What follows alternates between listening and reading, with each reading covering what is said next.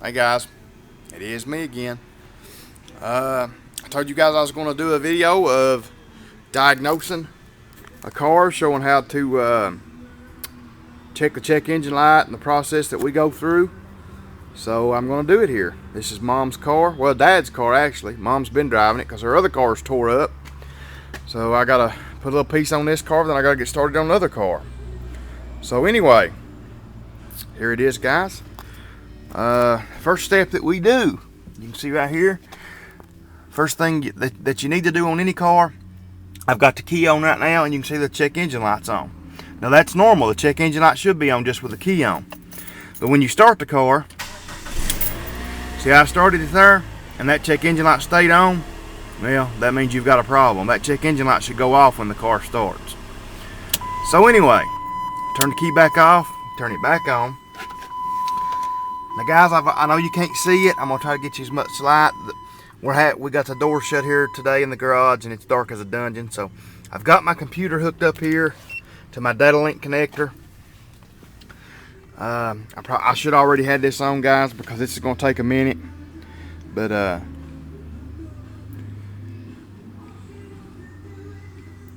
maybe it won't take too long.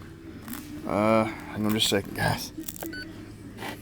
I forgot about having to push that with my left hand. Let's see.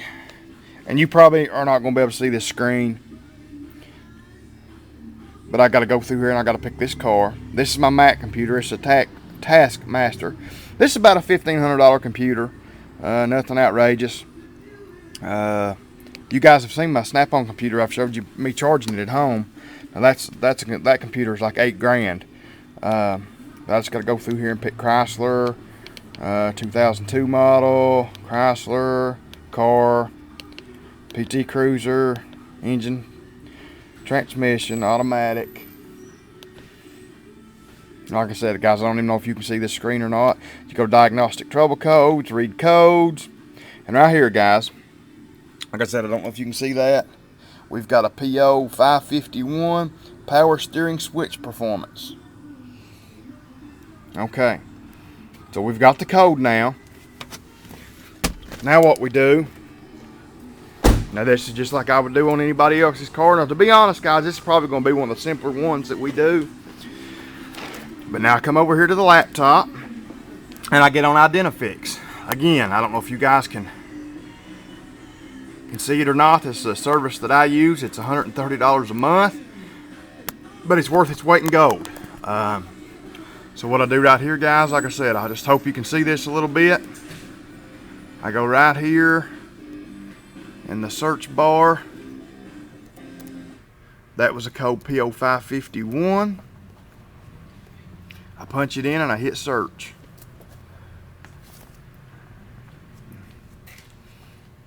Okay, now right here, guys, we can see a heading for this same code. And it has a code PO 551 for the power steering pressure switch. It says inspect the pressure switch for signs of fluid leakage. If it's leaking, replace it. Be sure to remove the connector to inspect as well, it says if not leaking, back probe the dark blue orange wire with a voltmeter. There should be 0 volts when the steering wheel is straight ahead, and it should have battery voltage when the wheel is turned to one side. And it says verify the black wire is grounded at all times. So what we're getting ready to do, guys, I'm going to cut the camera off. We're going to raise the car up. We're going to unplug the switch. We're going to see if it's leaking.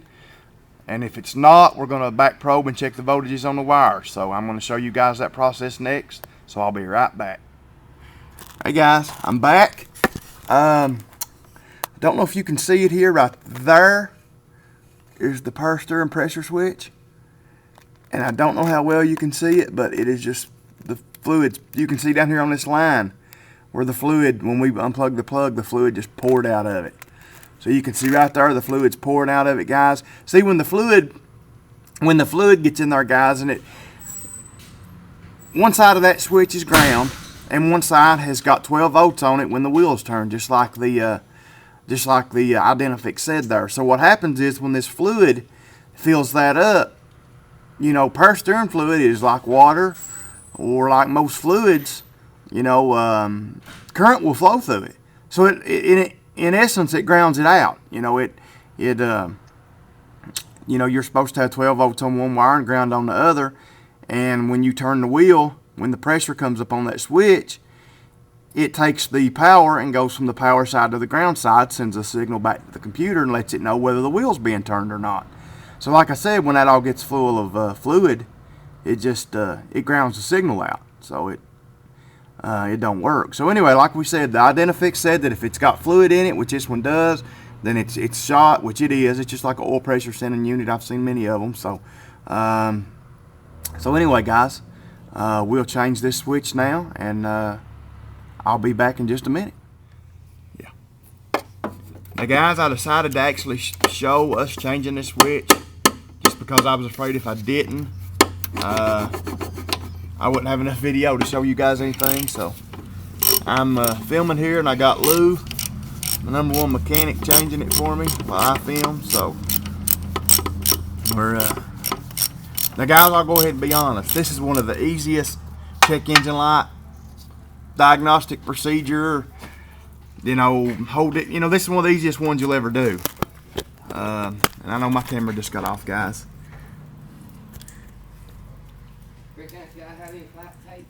No, it's got an O-ring on it that seals it right here. You should better just go ahead and. Now I know, guys, I've got a little bit of shaky camera work here, but when you're trying to hold a pin light and a switch in one hand and a camera in one hand, it gets a little shaky. And I was trying to get it to him so we wouldn't lose a whole lot of power steering fluid either. So you can see, guys, this switch is just, it's got an O-ring that seals it. You don't have to put any pipe tape or anything on it. So once it's snug, it's good. So you can see there he's got it. If he can get his socket back off. Yep. Make sure that plug's clean, Lou, that it ain't. Blow it out. Yeah, blow it out. This plug-in right here, guys, as you can see right here, we're going to blow it out. We had a car the other day, guys, that we were checking for a water leak, and we had to unplug the crank sensor on it. When we did, the crank sensor got full of antifreeze, and we didn't notice it, and we plugged it back up, and the car wouldn't start. Like I said, when any of these sensors get drowned out with fluid, they don't know what to do. It grounds them out. It makes the computer go crazy.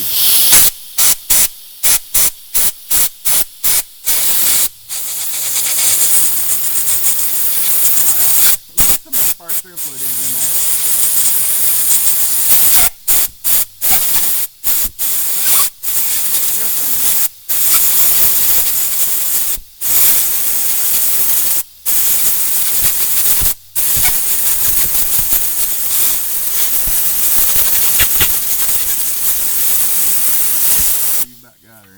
It took 6 months for it now, isn't it? Yeah.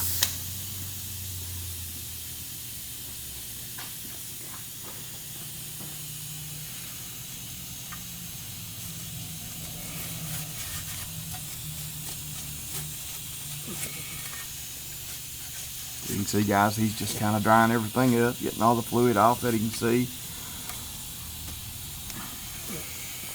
And now he's pretty much ready to plug his plug-in back up.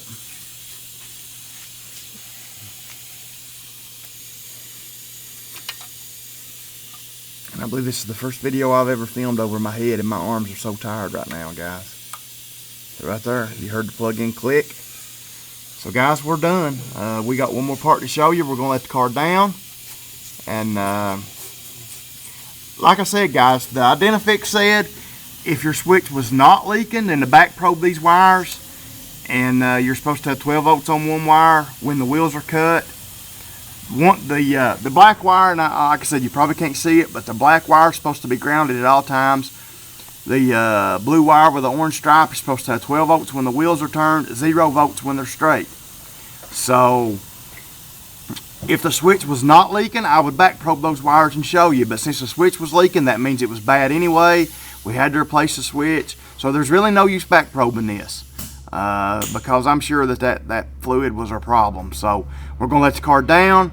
I'm going to show you, I'm going to clear the check engine light, and this should be a completed repair. So I'll be back in just a second. Hey guys, I'm back real quick. Something that we figured we might ought to show you here to remind everybody. I mean, you never know, somebody may watch this that's actually having to do this job. Don't forget to check your power steering fluid and top it off. Yeah, it looks like it's just a little bit low. We didn't lose much, but as you can see here, he's going to put some power steering fluid in it. Won't take much, but. And guys, if you can, you want to use power steering fluid. My whole life, just as a whole lot of people have, I've used transmission fluid in most cars up until I become a professional mechanic. Now it'll still work. Automatic transmission fluid will. I believe that's good, Lou, ain't it? Say so. Automatic transmission fluid will work, guys, in a pinch. And maybe in some older cars, it may be even better. But you know, your newer cars, especially your foreign cars, you need to try to use the approved power steering fluid if you can. Like I said, if you're out, you're in a pinch, you're out somewhere, fine, you know. Okay, I don't know if you can see that, guys, but we're full. All right, guys, since I got the camera on, I'm just gonna go ahead and go back over here. No use cutting it off and firing it up again. I'm gonna turn the key on. I'm gonna show you the procedure for clearing. As you can see, I've actually already got the key on. Now, guys, you just got to excuse this dark lighting. Like I said, we've got the doors shut. We don't have the best lighting in here. We all use pin lights. So anyway, guys, right here we go down to, and you probably can't see this again. You go down to clear codes. It says turn key on and engine off, which that's what we've got.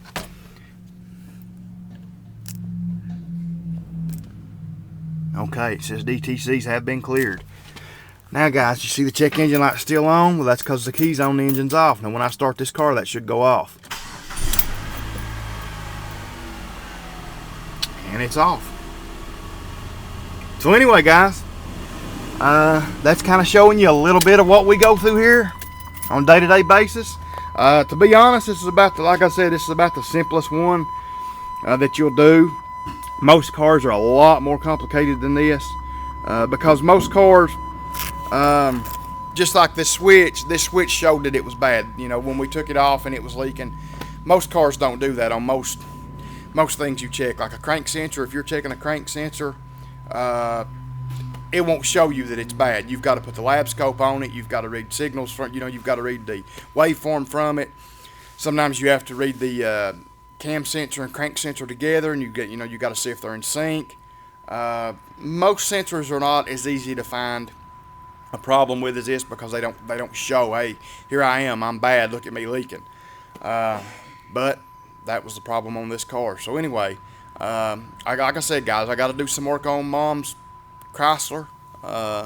So I may try to get you guys a vid or two on that. So anyway, as always, guys, right here, like I said, here's the car we're working on. It's 02 PT Cruiser.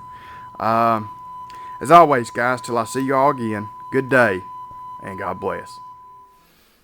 Hey, one more thing, guys. As I was walking through the house here, I just got to noticing my video as I was watching it before I edited it. I just wanted to say one thing. I know a lot of you guys are going to watch this video and notice the few times I pan around and you can see how dirty the floor is and everything. I kind of wanted to let everybody know that this week we're kind of slow at work and we've been real busy for the last 2 weeks. And the floor has got nasty. So all the stuff you see on the floor, I know if you look close, you can kind of see looks like gravels or something actually on the floor. What that is actually a combination of quick dry and sweeping compound that we use to actually try to get the floors back clean. So that's what you're seeing there. I just wanted to kind of make a note of that.